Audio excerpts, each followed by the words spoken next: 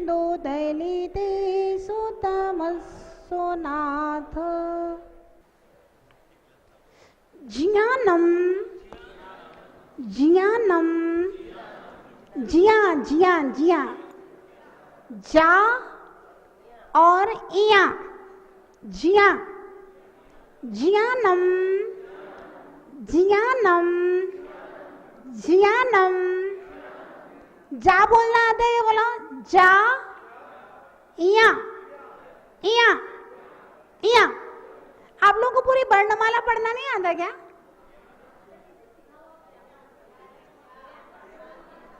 बोलो का खा गा घा ङा ङा चा छा जा झा इया। अब देखो ङा अलग ढंग से बोला है, इया अलग ढंग से बोला है। ता था डा ढा ला। अब देखिए ङा इया ला तीनों अलग अलग बोलने का उच्चारण, ध्वनि तीनों में अलग अलग निकल रही है।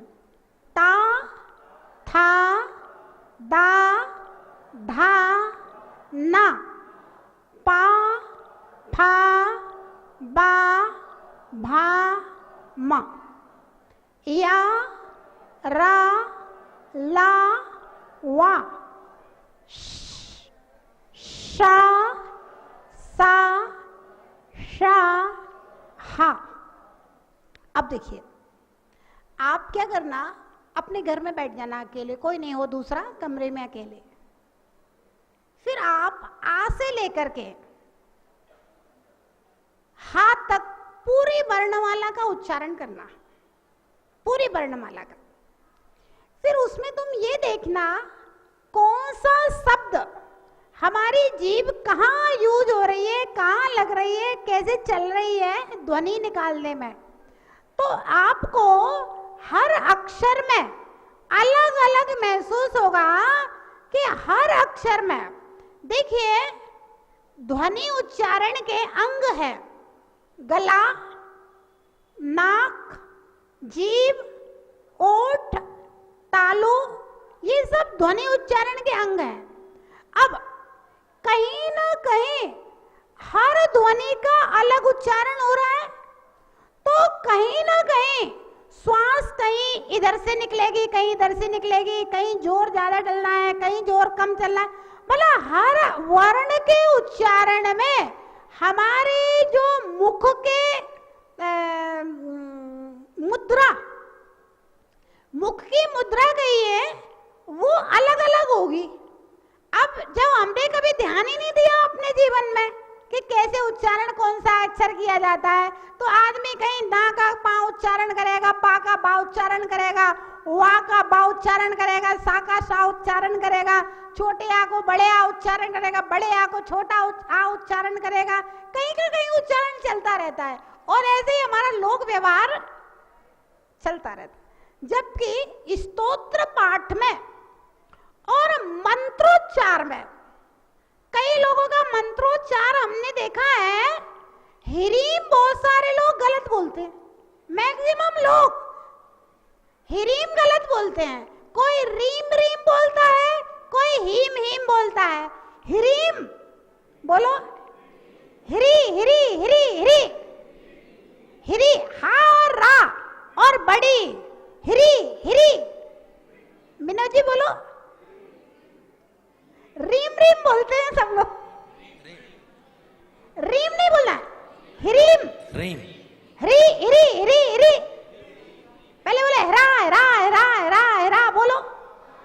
जीभ लौटने लगेगी। जहां जीभ नहीं लौटे ना, आप उस अक्षर को 20 बार उच्चारण करो, 25 बार उच्चारण करो, अपने आप आपकी जीभ चलने पड़ेगी। बोलो हिरा हिरा हिरा हिरा हिरा, बोलो, आलस मत करो, आप तो बोलो हिरा हिरा हिरा हिरा हिरा हिरा हिरा हिरा, हिरीम हिरीम हिरीम हिरीम हिरीम हिरीम हिरीम। हाँ, अगर आप मंत्र के बीजाक्षर का उच्चारण गलत करेंगे, जैसे हमने कहा सहज नाम के जाप से इतना फल होता है, ये ऐसे मंत्रों की सिद्धि होती है। अब उसमें हर मंत्र में ओम मेरी मरम ओम मेरी मरम ओम मेरी मरम शुरू में लगा हुआ है। अगर आपने बीजाक्षरों का उच्चारण गलत कर दिया या बीजाक्षर छोड़ दिए तो आपका फल तो आधा वैसे ही रह गया, बीजाक्षर गलत बोल रहे है ना। तो कोई भी मंत्र अगर जाप भी करो ना, तो अपने कोई गुरुजी को वो मंत्र सुना करके उसकी शुद्धि उच्चारण की करवा लेना, उसके बाद आप लोग कोई भी जाप किया करो। तो ऐसे ही स्तोत्र, हम तो सोच रहे थे महिलाएं बहुत होशियार हैं, तो शुद्ध पढ़ती हैं, तो हम पूछते ही नहीं है।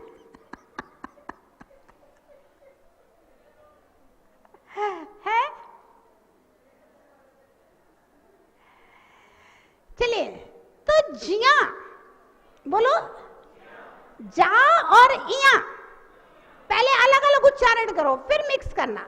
जा जा इया इया इया इया इया इया इया, क्योंकि इया का उच्चारण बहुत लोगों से बनता ही नहीं है। अंगा और इया, ये दो जो अक्षर है ना, उनका उच्चारण बहुत सारे लोगों से, सब लोग अंगा को ना पढ़ देते हैं, सीधा इया को ना पढ़ देंगे, अंगा को भी ना पढ़ देते हैं, उनसे बनता ही नहीं है। बोलो इया इया इया, जा इया, जिया जिया जियानम जियानम जियानम जियानम, यथा त्वयि विभाति विभाति कृतावकाशम। मालूम, ये उच्चारण स्कूल में तो हमने भी नहीं पढ़ा था। पहले जैसे सभी स्कूलों में बच्चों को पढ़ाया जाता है, ऐसे हम लोग भी ऐसे ही पढ़ते थे। लेकिन जब कातंत्र व्याकरण पढ़ा ना, संस्कृत व्याकरण, अपने धर्ममाला, लघु सिद्धांत कौमुदी पढ़ी संस्कृत व्याकरण की, तो उसमें सारे वर्णों के अलग अलग उच्चारण बताए गए। कौन सा वर्ण हम कहाँ से बोल रहे हैं, कैसे बोल रहे हैं, कहाँ धीरे कहाँ ऊपर, हर चीज का उसमें ध्वनि विज्ञान के अंदर सारे वर्णों का उच्चारण बताया जाता है। इसी प्रकार से संयुक्त अक्षर, विसर्ग और बिंदी का उच्चारण कैसे करना है, वो सारे ध्वनि विज्ञान जो संस्कृत व्याकरण का एक अंग है, उसमें सारी चीजें बताई जाती हैं, तब ये उच्चारण सही बनते हैं। नहीं तो सब गलती ही पढ़ते रहते हैं, मंत्रोच्चार भी गलत करेंगे तो अब फल कहाँ से मिलेगा भैया।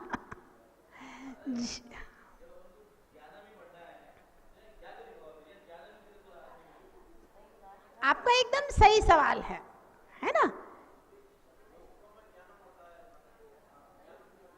बता रहे आपके पास मोबाइल है, मोबाइल निकाल, हिंदी वाला सिस्टम जिसके मोबाइल में हो वो निकालो। कीपैड मिनिस्ट्री बता रही है, कीपैड हिंदी वाला करके। अब आप जा और जा पे हलंत लगा दो, जा और जा के ऊपर हलंत लगा दो, फिर प्लस लगा दो, फिर इया और इया के ऊपर हलंत लगा दो, फिर प्लस लगा करके छोटा आ लिख दो।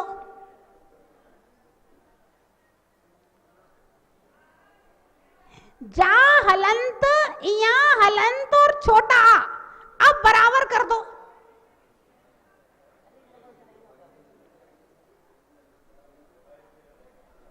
आप लोगों से नहीं हो रहा तो हमारे स्वतंत्र भैया कर देते हैं, उनका मोबाइल हिंदी में चलता है, शुद्ध हिंदी में।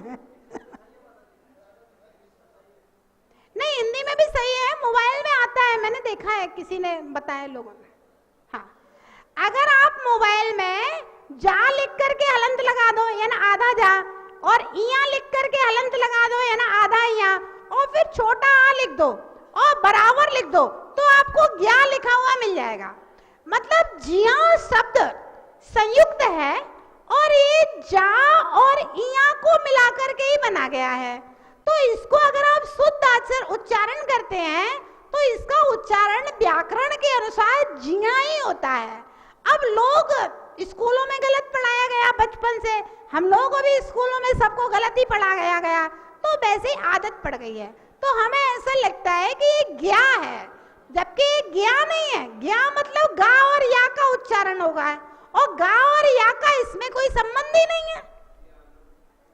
हाँ, जैसे विद्या, द्या, दा और या को मिलकर बना है, तो बहुत सारे लोग विद्या पढ़ते हैं, विद्या गलत है, विद्या विद्या।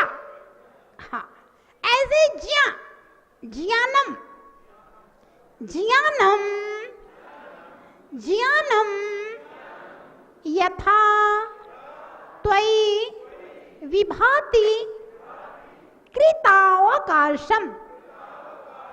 क्री क्री क्रा नहीं बोलना, क्रा बोलोगे तो गलत हो जाएगा। क्री कृतावकाशम, कृतावकाशम। ज्ञानम यथा त्वयि विभाति कृतावकाशम।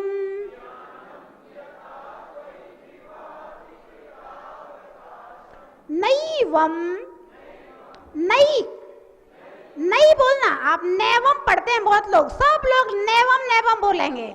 नैवम, नैवम तथा हरि हरादिषु नायकेषु। नैवम तथा हरि हरादिषु नायकेषु।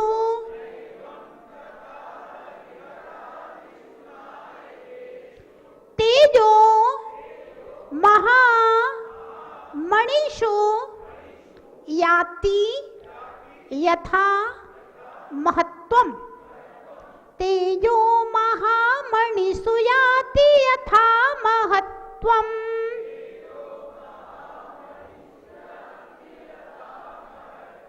नैवम तु काच शकले किरणा कुलेपि। नैवम तु काच शकले किरणा कुलेपि।